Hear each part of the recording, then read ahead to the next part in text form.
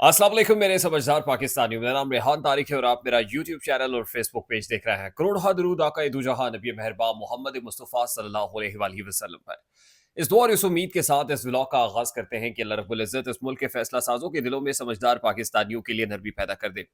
बानी पीटीआई साबिक वजीर आजम इमरान खान की जानिब से डी चौक एहतजाज की कॉल, डी चौक में भरपूर एहतजाज, गोली किसने चलाई का बयानिया, मिलिट्री प्रोडक्ट्स का बायकॉट और उसके बाद सिविल नाफरमानी तहरीक का इंदिया, जिसे दो मुतालबात से मशरूत किया गया। यानी इमरान खान हर गुजरते दिन के साथ दबाव बढ़ा रहा है। दूसरी जानब इस्टेब्लिशमेंट ने भी इमरान खान पर दबाव बढ़ाने का फैसला किया ताकि इमरान खान को इंगेज किया जा सके। पावर टॉक्स टू पावर का कुलिया इस्तेमाल किया जा रहा है।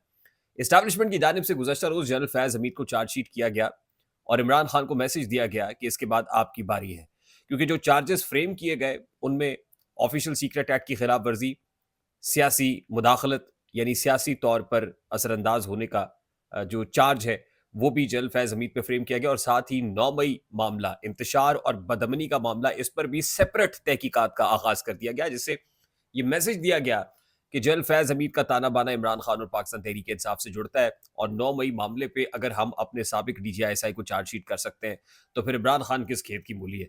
इमरान खान की बारी भी आएगी और ये बड़ा कनेक्टेड मामला है। सुप्रीम कोर्ट भी मुतहर्रिक हो गई। आईनी बेंच में मामला सिविलियंस के मिलिट्री कोर्ट में ट्रायल का टेकअप कर लिया गया और लगता ही है कि these are very much linked, कि एक तरफ सुप्रीम कोर्ट को एक्टिव किया गया, दूसरी तरफ चार्जेस फ्रेम कर दिए गए और जाहिर है जनरल फैज हमीद का जो मामला है उसमें भी उनके पास काउंसिल एक्सेस है, दिफा का हक है, अभी क्रॉस एग्जामिनेशन होना है और उन्होंने मियां अली इशफाक एडवोकेट को वकील किया है। ये वही वकील है जो सनम जावेद के वकील होते हैं तो सनम जावेद रिहा हो जाती है, इमरान रियाज खान के वकील होते हैं तो इमरान रियाज रिहा हो जाते हैं। अब ये किसके वकील है, इनसे मुतालिक भी एक तासुर दिया जाता रहा है कि ये भी इस्टेब्लिशमेंट के अपना वकील है। खैर, इस कतर नजर इस बात से कि इस पे क्या होने जा रहा है, अहम बात यह है कि कुछ लोगों ने कल की चार्जशीट आने के बाद भी बयानिया बनाना शुरू किया और उनमें एक साहब जो है वो पाकिस्तान के star cricketer, former captain Shahid Khan Afridi साहब है और शाहिद खान अफरीदी साहब ने एक ट्वीट किया और कहते हैं कि आईएसपीआर की प्रेस रिलीज के मुताबिक लेफ्टिनेंट जनरल फैज हमीद के खिलाफ फर्द जुर्म आयद करके फील्ड जनरल कोर्ट मार्शल की बाकायदा कार्रवाई का आगाज कर दिया गया है। इससे कार्रवाई मौजूदा क़यादत की खुद एहतसाबी के बयानिए को मजीद तकवीत हासिल होगी और इस तासुर को ज़ाइल किया जा सकेगा कि ताकतवर एहतसाब से बालातर है।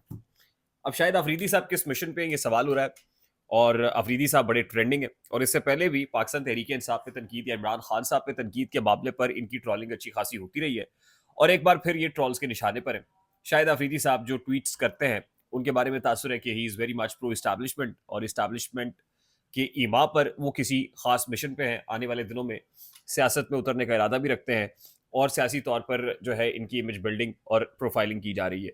खैर, कतर नज़र इस बात से कि शायद अफरीदी साहब क्या कर रहे हैं, कुछ हमारे सहाफ़ी दोस्त जो है वो भी कल इमरान खान को और पाकिस्तान तहरीक इंसाफ को अच्छा खासा कल से डरा रहे हैं। अब होने क्या जा रहा है, देखिए पाकिस्तान तहरीक इंसाफ से मुताल्लिक ये तासुर भी है ना कि 20 जनवरी की डेट बड़ी इंपॉर्टेंट है और उससे पहले पहले जो है मामलात को इस्टेब्लिशमेंट जो है वो सुधारना चाहती है इंगेज करके इमरान खान साहब को, ताकि डोनाल्ड ट्रंप के आने से पहले पहले ये जो कटा खुला हुआ है इसको खुद ही समेटा जा सके। और कल ही मैंने आपको बताया था कि ओवरसीज पे एक प्रेस कॉन्फ्रेंस होने जा रही है, ओवरसीज पाकिस्तानीज करेंगे और खबरें यही है कि वो प्रेस कॉन्फ्रेंस हो गई है जिसमें इंटरनेशनल मीडिया के सामने तमाम तर शवाहिद और सबूत रखे गए हैं। मामले को 26 नवंबर के मामले को इंटरनेशनलाइज करने की भरपूर कोशिश की जा रही है।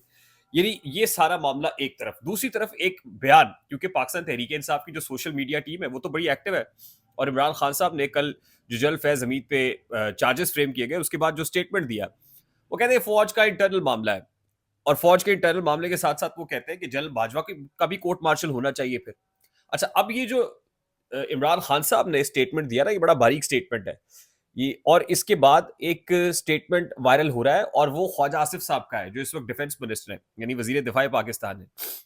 वजीर ममलकत की दिफा की जिम्मेदारी अपना ममलकत के दिफा की जिम्मेदारी जनाब वजीर मौसूफ के पास है और जाहिर है कि वो ही हेल्स फ्रॉम सच अ बैकग्राउंड कि वो वजीर खारजा भी रहे हैं, वजीर दिफा भी रहे हैं, अगली सफ़ों में अगले मोर्चों में खड़े होते हैं।